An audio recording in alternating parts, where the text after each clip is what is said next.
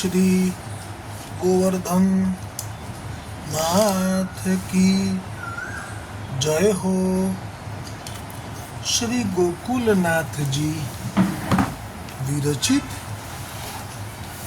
श्री हरिराय जी महाप्रभु जी प्रणीत 84 वैष्णवनी की वार्ता। तामे वार्ता प्रसंग 81वो श्री सूरदास जी को जो अधूरो હતો सो आगे। अब श्री गोकुलनाथ जी कृपा करी के वार्ता प्रसंग 9 को दर्शन करावे है। एक समय श्री गोकुल ते परमानंद स्वामी आदि सब वैष्णव 10-15 सूरदास जी सो मिलवे को और श्री गोवर्धन नाथ जी के दर्शन को आए। सो सेन आरती के दर्शन करी सूरदास जी के पास आए। तब सूरदास जी ने सगरे वैष्णवन को बहुत आदर सम्मान कियो और ताही समय कीर्तन कियो। सूरदास जी ना चंद्र सरोवर पर जे मुकाम आपे राखेलो छे व्रजमां ते जग्याए परमानंद दास स्वामी जे पण अष्टसखामां स्थान छे वल्लभमां सेवक छे अने साथे 10-15 बीजा वैष्णवो सूरदासजीने મળવા માટે અને શ્રી ગોવર્ધનનાથજીના દર્શન કરવા માટે શયન આરતીના સમયે દર્શન કર્યા પછી શ્રી ગિરિરાજથી નીચે ઉતરી ચંદ્ર સરોવર આવ્યા છે, सूरदासजीની પાસે આવ્યા છે।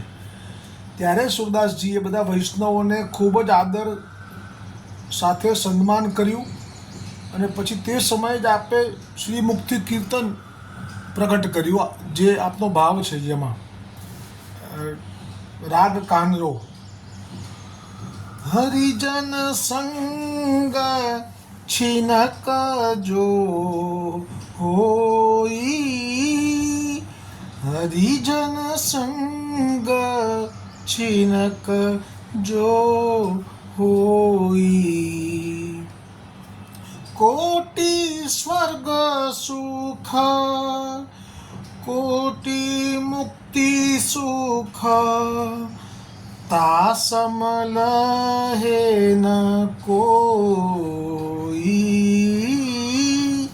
हरिजन संग छिनक जो होई। पूरे भाग्य पुण्य संचित फल कृष्ण कृपा वे जाके। सूरज दास हरि जनपद महिमा कहत भगवत ताके।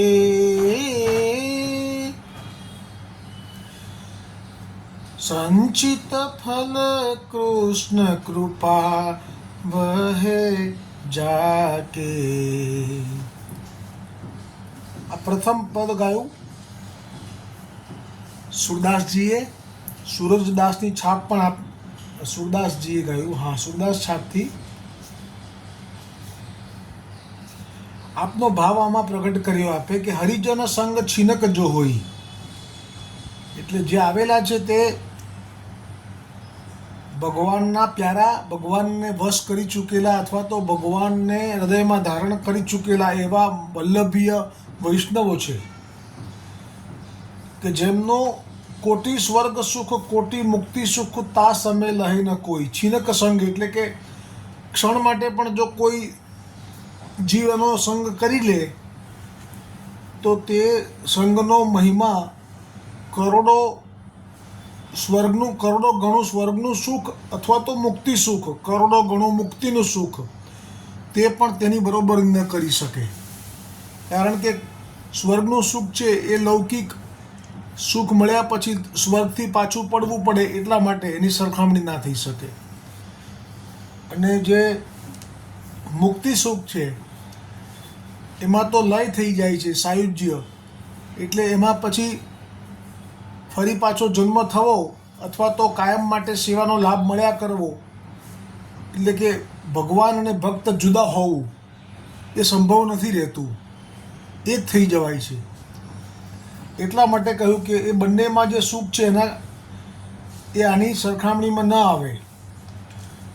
પછી બીજી ટૂંકમાં કહ્યું કે પૂરે ભાગ્ય પુણ્ય સંચિત ફલ કૃષ્ણ કૃપા વહે જાકે, એટલે કે જે અત્યાર સુધી ભક્તિ કરી અને જેમાં ભક્તને ભગવાન પ્રત્યેનો જે ભાવ હૃદયમાં સ્થિર થયો, જામ્યો, તેનું ફળ એટલે જ ભગવદીઓનું મિલન.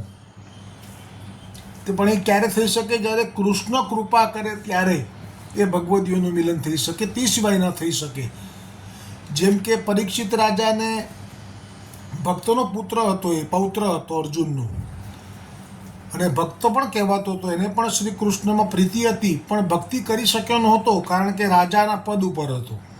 જ્યારે શ્રાપ થયો 7 દિવસ પછી તક્ષક કરડશે, મૃત્યુ સામે દેખાયું એટલે સ્વાભાવિક જ વૈરાગ્ય પ્રગટ થયું, બધું છોડ્યું. આમ ના છોડી શકે પણ હવે છોડી દીધું.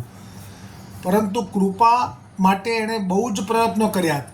ત્યાં ઋષિમુનિઓ બધા આવી ગયા, કારણ કે ઋષિમુનિઓ જાણતા હતા કે હવે જે કથા થવાની છે ભાગવતની એ સાક્ષાત શિવજીના અંશ અવતાર સુખદેવજી કરવાના છે. એટલે શિવજીના મુખની વાણી સુખદેવજીના રૂપે સાંભળવી એ બહુ મોટો લાભો ગણાય.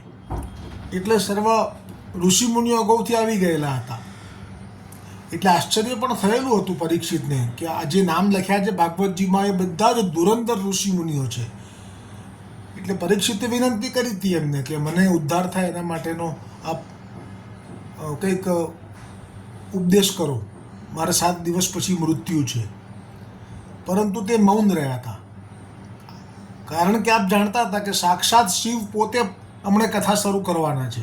જ્યારે શિવજીના મુખે કથા શરૂ થવાની હોય ત્યારે કોના મુખમાંથી શબ્દો નીકળી શકે? પછી ઋષિમુનિઓ જેમનું આયુષ્ય કોઈ ગણી ના શકે એવા હતા, જેમાં વિશ્વામિત્ર પણ હતા,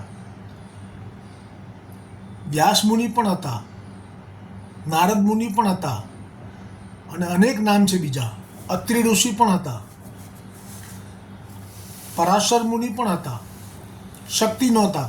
એમ કરીને ભાગવતજીમાં જે મુનિઓ હતા તે બધા મૌન રહ્યા, પરીક્ષિતને ઉપદેશ ન આપ્યો.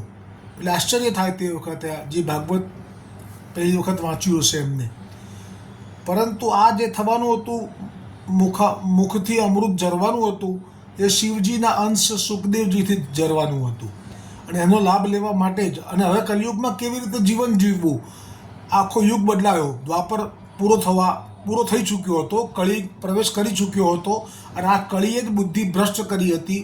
અને આટલા મોટા ભક્ત હોવા છતાંય તેમનાથી અભક્ત જેવું કાર્ય થઈ ગયું હતું કે જેમના પિતૃઓએ ઋષિઓ માટે કેટલું સન્માન અને આદર ભર્યું વર્તન કર્યું હતું, તેમના જ પૌત્ર પરીક્ષિતથી આવું થયું. પણ એમાં વાંક પરીક્ષિતનો નહીં પણ કળિયુગનો પ્રભાવ હતો. અને તેથી જ ઠાકોરજીની કૃપા વગર ભગવદીની પ્રાપ્તિ થતી નથી. એ પણ ત્યાં આ જ સિદ્ધાંત જે સુરદાસજીએ કહ્યો. અને તે વખતે જ્યારે વિનંતી કરી પરીક્ષિત રાજાએ ત્યારે આ જ કીધું કે મારે મુક્તિ નથી જોઈતી, મને વિશ્વાસ છે મારા ઠાકોરજી ઉપર. કોઈએ જવાબ ના આપ્યો, કોઈ ઊભા ના થયા ઉપદેશ આપવા માટે.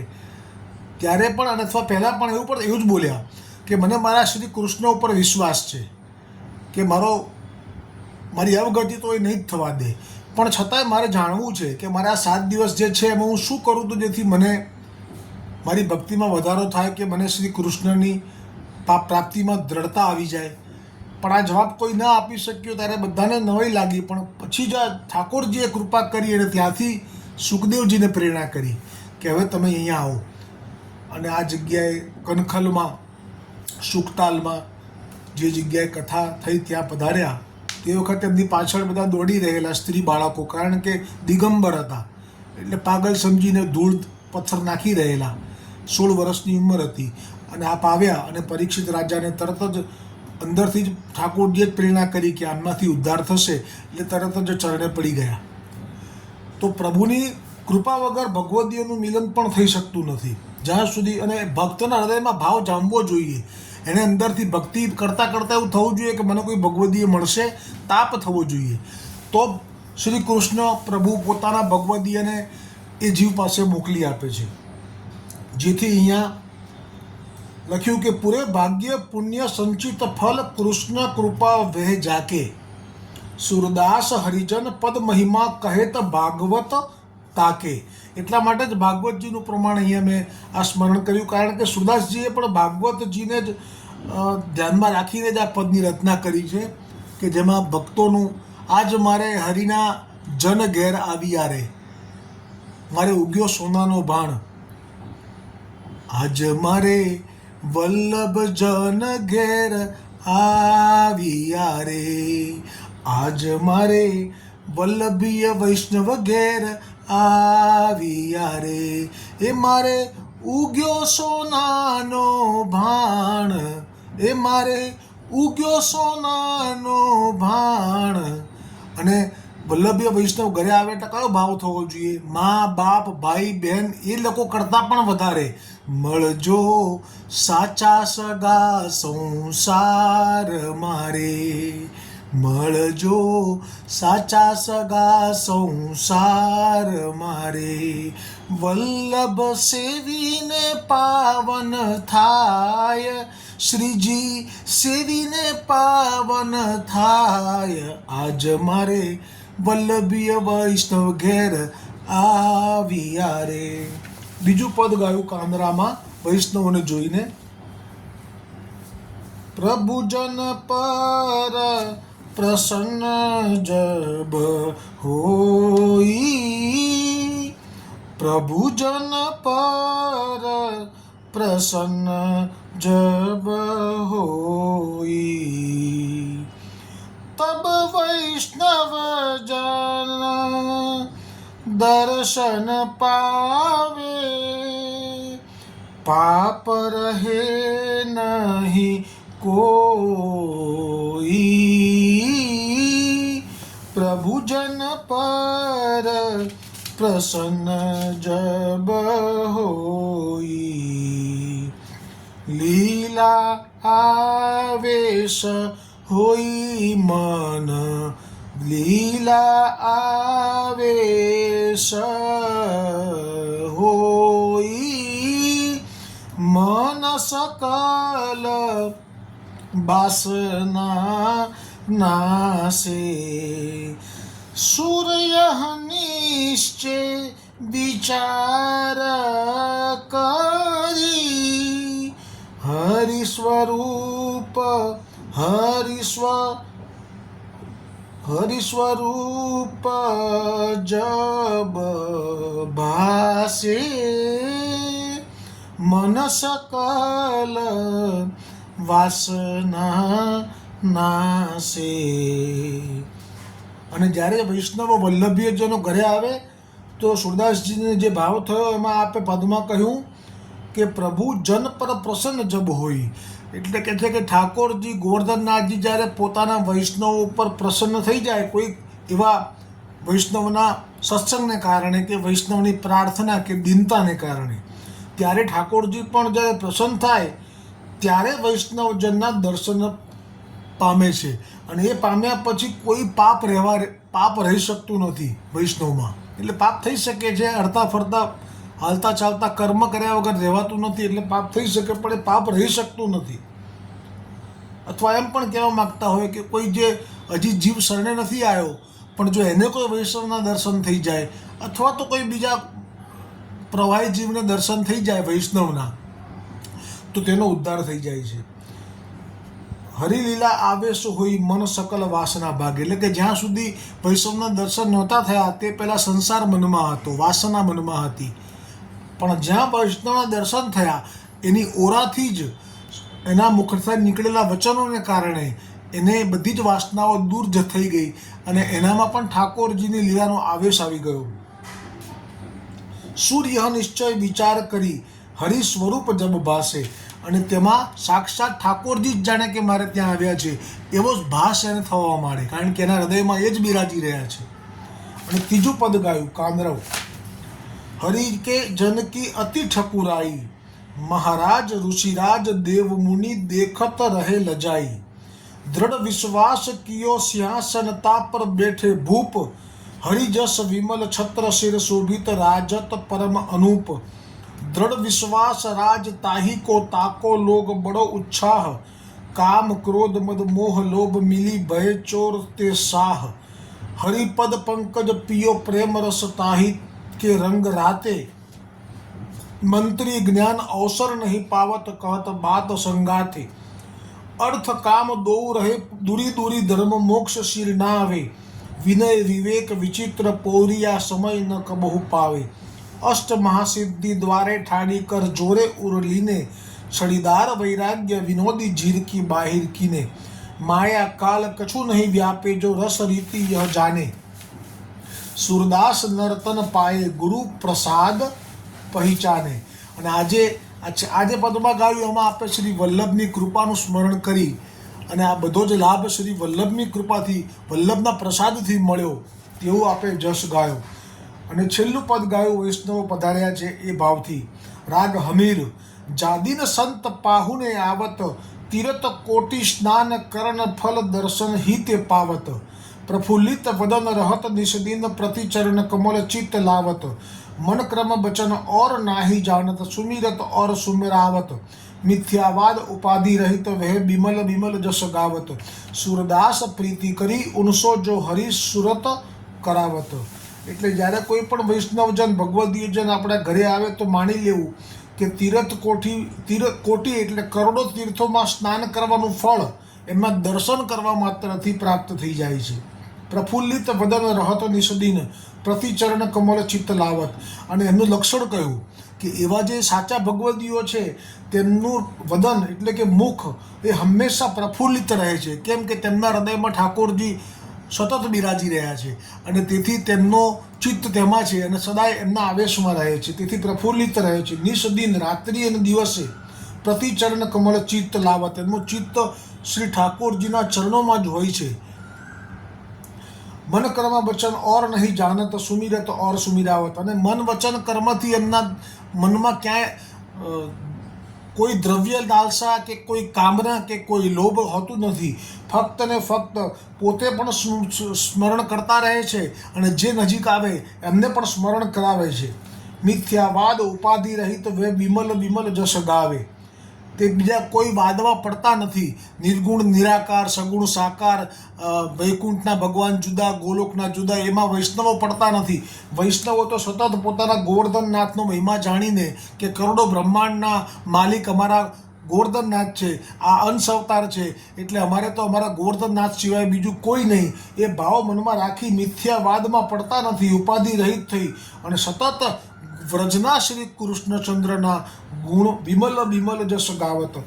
અને છેલ્લે કહ્યું સુરદાસ પ્રીતિ કરી ઉનસો જો હરિ સુરત કરાવત. અને સુરદાસજી કહે છે કે જે મહાપ્રભુજી વલ્ભાચાર્યએ જે માર્ગ પ્રગટ કર્યો છે એ ફક્ત ને ફક્ત દૈવી જીવો માટે છે. અને દૈવી જીવો માટે ઉદ્ધાર કરવા માટે બીજા કોઈ સંપ્રદાય કોઈ આચાર્યનું સામર્થ્ય નથી. માટે તેવા ભગવદીય જો મળી જાય તો જરૂર તેમનો સંગ કરવો જોઈએ. સો આ પ્રકાર सूरदास जी ने अनेक पद वैष्णवन को सुनाए, तब सब वैष्णव बहुत प्रसन्न भय. पाछे सूरदास जी ने उन वैष्णवन सो कहो जो कछु मोह पर कृपा करी के आज्ञा करिए. तब सब वैष्णव ने सूरदास जी सो कहो जो ज्ञान योग परम तत्व और श्री ठाकुर जी को प्रेम स्नेह को स्वरूप सुनाओ. तब सूरदास जी ने यह कीर्तन सुनायो।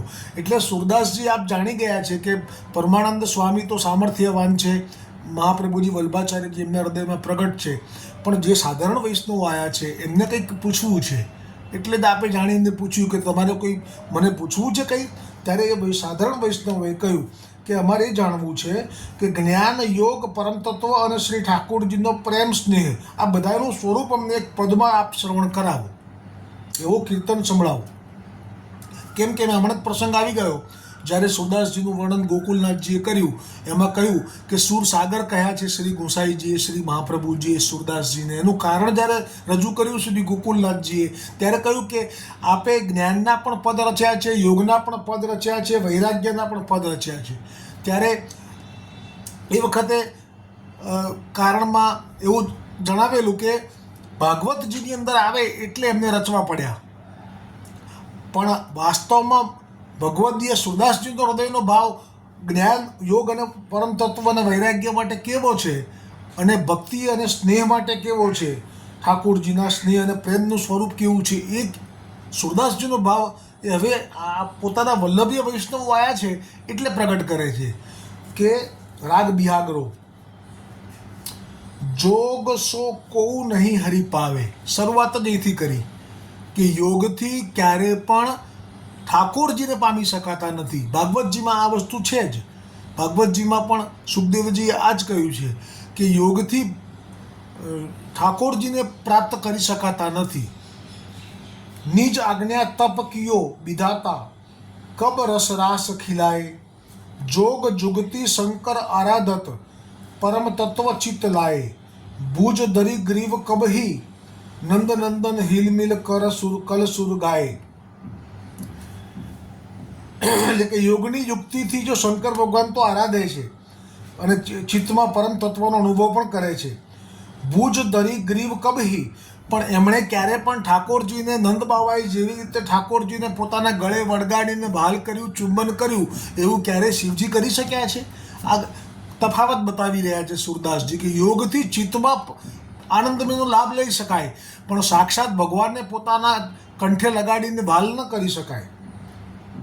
ગ્રીવ ભુજ ધરી ગ્રીવ કબહી નંદ નંદન નંદ નંદન હિલમિલ કલ સુર ગાય, બગદાવલ મહારિષિ કબહુ તૃણ છાયા ન કરાય.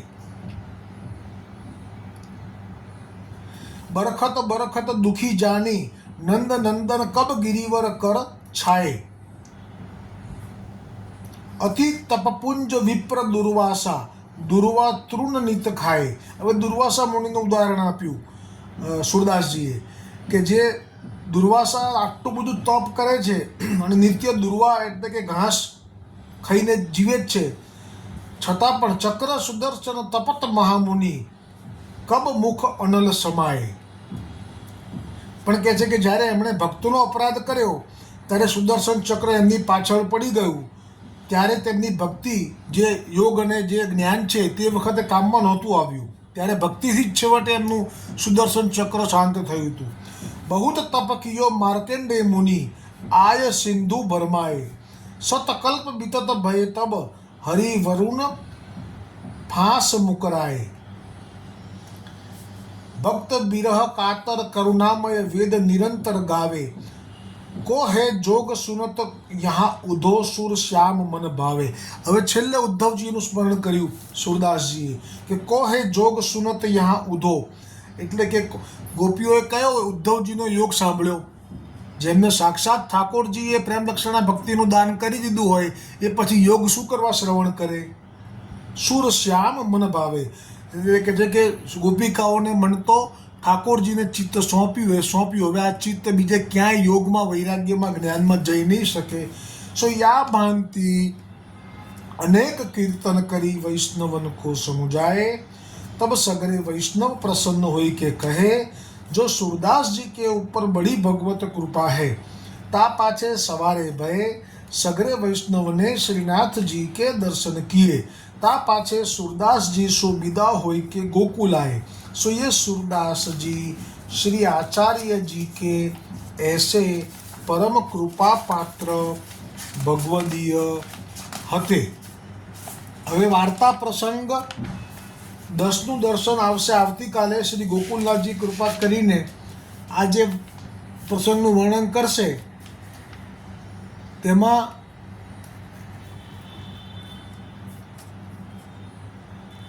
ઠાકોરજી આજ્ઞા કરશે કે તમે હવે લીલા છોડી અને મારા ગોલોકમાં આવી જાઓ. ત્યારે સુરદાસજી શું જવાબ આપશે એ પ્રસંગ આવતીકાલે. શ્રી વલ્લભાધીશ કી જય હો. શ્રી ગોવર્ધન નાથ કી જય હો.